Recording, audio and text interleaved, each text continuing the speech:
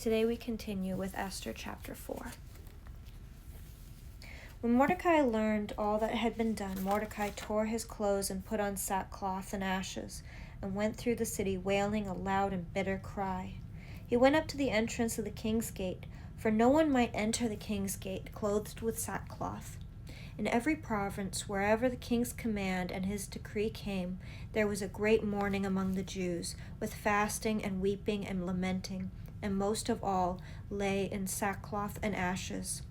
When Esther's maids and her eunuchs came and told her, the queen was deeply distressed. She sent garments to clothe Mordecai, so that he might take off his sackcloth, but he would not accept them. Then Esther called for Hathshah, one of the king's eunuchs, who had been appointed to attend her, and ordered him to go to Mordecai to learn what was happening and why.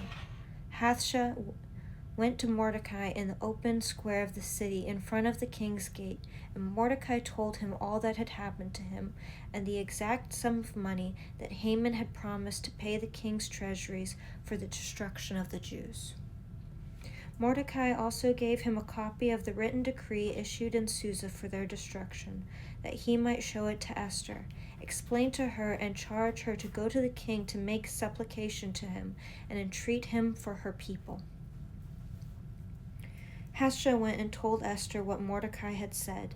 Then Esther spoke to Hathshah and gave him a message for Mordecai, saying, "All the king's servants and the people of the king's provinces know that if any man or woman goes to the king inside the inner court without being called, there is but one law.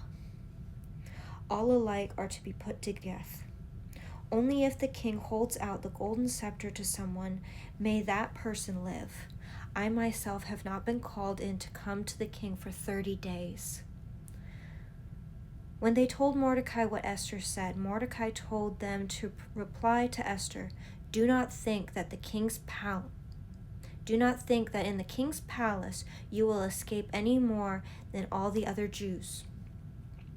For if you keep your silence at such a time as this, relief and deliverance will rise from the Jews from another quarter, but you and your father's family will perish.